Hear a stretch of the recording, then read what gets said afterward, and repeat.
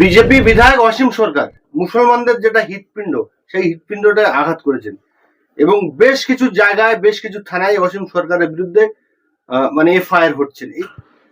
প্রথমত আমি আপনাদের মাধ্যমে সবাইকে বলি, যারা যারা বলছে আমি এফআইআর করেছি, কেউ এফআইআর করছে না। প্রত্যেকে একটা করে কমপ্লেন লেটার নিয়ে যাচ্ছে থানায়, থানায় নিয়ে গিয়ে একটা কন্টেন্ট নট ভেরিফাইড স্ট্যাম্প মারছে, আর বাইরে বেরিয়ে এসে ফেসবুকে ছবি দিচ্ছে অসীম সরকারের নামে এফআইআর হলো। ওসব এফআইআর কিচ্ছু হচ্ছে না, প্রত্যেকে কন্টেন্ট নট ভেরিফাইড স্ট্যাম্প মেরে বাড়িতে নিয়ে এসে রেখে দিচ্ছে। এফআইআর কমপ্লেন লেটার থানায় জমা দেওয়ার পরে এফআইআর কালেক্ট করুন বিনা পয়সায় থানার থেকে। এফআইআর এর সাথে আপনার কমপ্লেন লেটারের জেরক্সও থানা থেকে দেওয়া হয়। সেটা কালেক্ট করে যে আয়ও হবে, ইনভেস্টিগেটিং অফিসার যিনি থাকবেন তেনাকে সমস্ত তথ্য প্রমাণ দিন যে আপনি এই ভিডিওটা কোথা থেকে দেখেছেন, এবং যারা যারা কমপ্লেন লেটার লিখছেন তারা কমপ্লেন লেটারের লিঙ্কগুলো লাগান যে কোত্থেকে আপনি পেলেন। কোর্টে যদি এই মামলাটা প্রসিড হয়, যখন হবে, তখন তো আপনাকে এই প্রশ্নগুলোর সম্মুখীন হতে হবে যে ভিডিওটা আপনি কোথায় দেখেছেন। সেটা কি কমপ্লেন লেটারে লেখা ছিল? কমপ্লেন লেটারে ভিডিও লিঙ্ক ফিঙ্ক কিচ্ছু নেই। প্রত্যেকে একটা কন্টেন্ট নট ভেরিফাইড স্ট্যাম্প মারছে, মেয়েরে বাইরে বলছে আমি এফআইআর করেছি। কেউ এফআইআর করছে না। আমি অন্তত ফেসবুকে বা কোনো সোশ্যাল মিডিয়াতে এফআইআর এর কোনো কপি দেখতে পাইনি। এমপিও তাই করছে, তৃণমূলের এমএলএও তাই করছে। লোক সমাজের কাছে এখন ভোট এসে গেছে, ভালো হতে হবে, প্রত্যেকে এমএলএ চলে যায়, মুসলমান এমএলএ গুলো চলে যাচ্ছে, গিয়ে একটা কমপ্লেন লেটার স্ট্যাম্প মারিয়ে বলছে এফআইআর করলাম। কেউ এফআইআর করছে না। এরা এফআইআর যদি কেউ করে, এফআইআর এর যে ফরম্যাট আছে, প্রপার ফরম্যাট আছে, সেই এখন নতুন ফরম্যাট এসছে, প্রপার ফরম্যাট কালেক্ট করুন। তখন বলুন যে অমুক পিএস, অমুক কেস নম্বর, অমুক বছরের ডেট, অমুক আন্ডার সেকশন অমুক অমুক ধারাতে কেসটা স্টার্ট হলো, তবেই তো এফআইআর হবে, তবেই তো আপনি এগোতে পারবেন আইনি ভাবে। শুধু শুধু তৃণমূলের নেতারা, এমপিরা গিয়ে একটা কমপ্লেন লেটার লিখছে বাংলায় 2-4 লাইন, গিয়ে বলছে এফআইআর করে দিলাম। কেউ এফআইআর করছে না। এরা অর্থাৎ যেগুলো করছে সেগুলো সব হচ্ছে পকেটে কাগজ গুজে রাখার মতন কাগজ। এই মুহূর্তে এফআইআর স্টার্টই হয়নি। যদি কেউ এফআইআর করে তো এফআইআর এর কাগজ থানা থেকে দেবে তাকে বিনা পয়সায়, সেটা তো কেউ আপলোড করছে কোনো সময় আমি দেখতে পাইনি।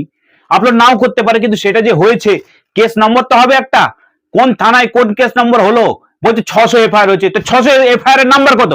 এই যারা এফআইআর করছে বলুক যে 600 এফআইআর এর নাম্বার কত, কত কোন থানা, কত নম্বর কেস, ডেট কত, কোন কোন ধারায় মামলা হলো। কেউ এফআইআর করছে না। সব তৃণমূলের দালাল, সব তৃণমূলের দালাল। এই তৃণমূলের দালালেরা থানায় গিয়ে গিয়ে স্ট্যাম্প মারাচ্ছে আর লোকের সামনে দেখাচ্ছে এফআইআর করলাম। এলাকার মুসলমানদের কাছে ভালো সাজছে। সাধারণ মুসলমান, অশিক্ষিত মুসলমান, খেটে খাওয়া মুসলমান তো আর জানে না যে কোনটা এফআইআর আর কোনটা কমপ্লেন লেটার। তাই আপনাদের মাধ্যমে আজকে আমি বলে দিচ্ছি, সব তৃণমূলের দালালেরা। সেই জন্য কি ধরছে না অসীম সরকার? অবশ্যই আইনি প্রসিডিওরই তো ফলো হচ্ছে না। একটা এফআইআর লিখতে গেলে আমি ভিডিওটা কোথা থেকে পেলাম সেটা তো আগে দেখাতে হবে। কোন সময় দেখেছি, কোন চ্যানেলে আপলোড হয়েছে, কোন লিঙ্ক আছে, ফেসবুকে না ইউটিউবে না অন্য কোনো জায়গায়, সেটা তো দিতে হবে। কেউ দিচ্ছে না, বলে এফআইআর করলাম। এসব ঠুনকো। যেমন তৃণমূল পার্টিটা ঠুনকো, ভুয়ো, তেমনি এদের এফআইআর গুলো ভুয়ো। বিভিন্ন জায়গায় বিভিন্ন মুসলিম সংগঠন গুলো তারাও এফআইআর করছে, তারাও কি?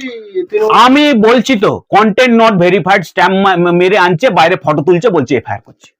এফআইআর এর কারোর কেস নাম্বার কেউই পাইনি। আমি নিজে যতজনকে আমার সাথে যে কথা বলেছে, যারা কথা বলেছে, কেউই পাইনি, তো কেসই হয়নি। না না, বিজেপি বিধায়কের বিরুদ্ধে এফআইআর করছে, তো আপনি তৃণমূলের দালাল বলছেন?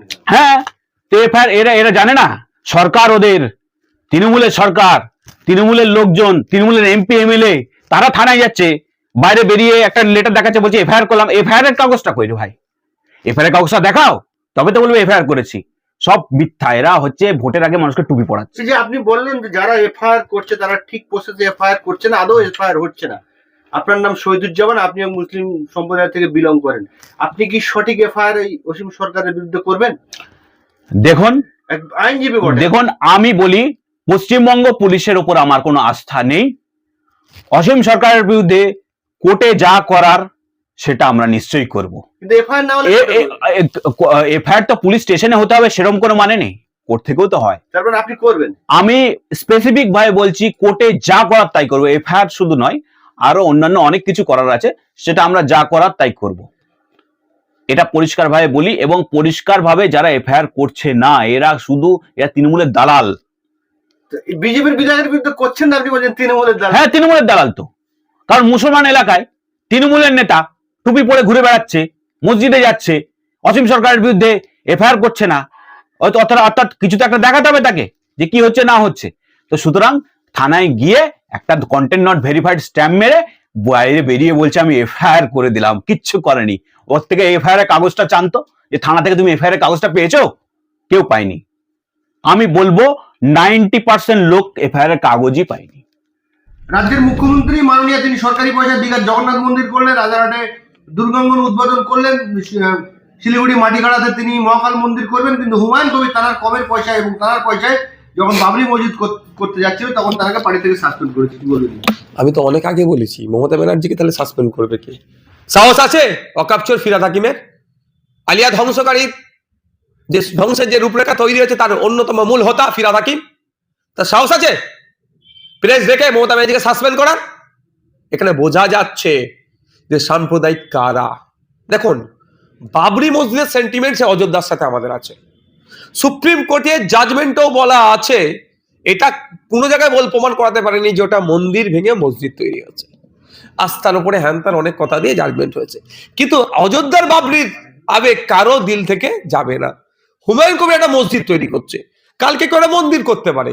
আবার শুনলাম তো জাকির সাহেব মন্দির মসজিদ দুটোই করবে।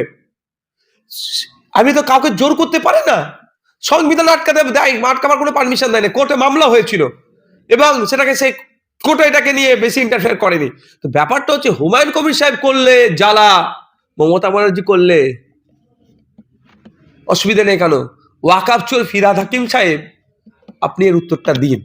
যে জায়গায় দুর্গাঙ্গন শিলান্যাস হয়েছে সেই জায়গার মানুষ যারা জমি দিয়েছেন তারা বলছেন যে হিডকো আমাদের কাছে স্বাস্থ্য কেন্দ্র করবে বলে জায়গা নিয়েছে এবং আমাদের টাকাও দেয়নি, আমরা আমাদের জমি ছাড়বো না, আমরা বৃহত্তম আন্দোলনের নাম। প্রথমে যেখানে মমতা ব্যানার্জির আসার কথা ছিল সেখানকার যারা জমিদার তারা জমি ছাড়তে নারাজ, কারণ তাদের পরিবার পরিজন বেড়েছে, তাদের বর্তমানে যেখানে আছে সেখানে হয়ে উঠবে না। দ্বিতীয়ত হচ্ছে যে ক্ষতিপূরণ পাওয়ার দরকার সে ক্ষতিপূরণ তারা পায়নি। আপনারা জেনে রাখুন, কোর্ট খুলবে 2 না 3 তারিখে কোর্ট কোর্ট শুরু হয়েছে, খুব তাড়াতাড়ি সোম মঙ্গলবারে দেখবেন মামলা হচ্ছে, ছাড়ের কথা হবে না। মমতা ব্যানার্জি কি পেয়েছে? উত্তরপ্রদেশে যে জায়গাগুলো দেখি বুলডোজার দিয়ে মুসলমানদের ঘর ভেঙে দিচ্ছে, আর ওয়েস্ট বেঙ্গলে দেখছি বুলডোজার দিয়ে না ভাঙলেও বকালে মুসলমানদের জায়গাগুলোকে দখল করে দিচ্ছে। এটা মেনে নেওয়া যায় না, অন্যায় বন্ধ করতে হবে। অসমে যে অত্যাচার সংখ্যালঘু মুসলমানদের উপরে হচ্ছে সরাসরি, এখানে ইনডাইরেক্ট হচ্ছে অত্যাচার। যদিও যে জায়গাটার কথা বলা হচ্ছে সেখানে ধর্মীয় মুসলমান, ধর্মীয় হিন্দু ভাইরা আছে, তাদের প্রত্যেকের সাথে কথা হচ্ছে, তাদের মতের বাইরে গিয়ে দখল করা হচ্ছে, এটা মেনে নেওয়া যায় না। যেই আপনার এতে Rajarhat, new town, salt lake সিটিতে একটা জায়গা পাওয়া যায় না একটুখানি প্রেয়ার করার জন্য, দেয় না। সেখানে যেখানে শিল্প শহর বলা হয়, যেখানে ইন্ডাস্ট্রিয়াল বেল্ট বলা হয়, শিল্পের জন্য করা হচ্ছে, সেই জায়গাতে এইগুলো করা মানে বোঝাই যাচ্ছে মমতা ব্যানার্জি কেমন হিন্দুত্বের তাস খেলছে। একদিকে শুভেন্দু অধিকারী নিজেকে হিন্দুর বাচ্চা বলে বলছে, হিন্দুর সন্তান, আমি হিন্দুর সন্তান করছে, আর দিকে মমতা ব্যানার্জি সেই হিন্দুত্বের কথা বলছে। তাহলে সংখ্যালঘু মুসলমানরা যাবে কোথায়? এদের হাত থেকে পরিত্রাণ পাওয়ার জন্যই বলছি, না সংখ্যাগুরু না সংখ্যালঘু, সবাইকে বলছি এদের ফাঁদে পা দেওয়া যাবে না। এরা নালে পরের জমি এরম ভাবে কেড়ে নিয়ে ধর্মের নামে ভোট চাইবে। অভিষেক বন্দ্যোপাধ্যায় হুমায়ুন কবিরের কাঁধে বন্দুক রেখে কি তারা পিসিকে বলতে চাইলেন? আমি তো এর আগে অনেক আগেই বলে দিয়েছি, উনি তার পিসিমণিকে এটাই বার্তা দিলেন যে আপনার বয়সও হয়েছে, এবার আপনি অব্যাহতি নেন, বৃন্দাবনে গিয়ে একটু ধর্মকর্ম করুন। নাহলে জগন্নাথ ধাম করেছেন, দুর্গাঙ্গন করছেন, আবার মহাকাল মন্দির করবেন বলেছেন, এইসব জায়গাতে গিয়ে উনি একটু ধর্মকর্ম করুক। সেই জন্য বকলমে আপনার কি বলে হুমায়ুন কবিরের দিক দিয়ে বলছে, কারণ হুমায়ুন কবির সাহেবের কাঁধটা তো নরম, ওই জন্য নরম কাঁধে চালিয়েছে। মমতা ব্যানার্জি কাঁধটা শক্ত, যারা ডাইরেক্ট চালাতে পারেনি।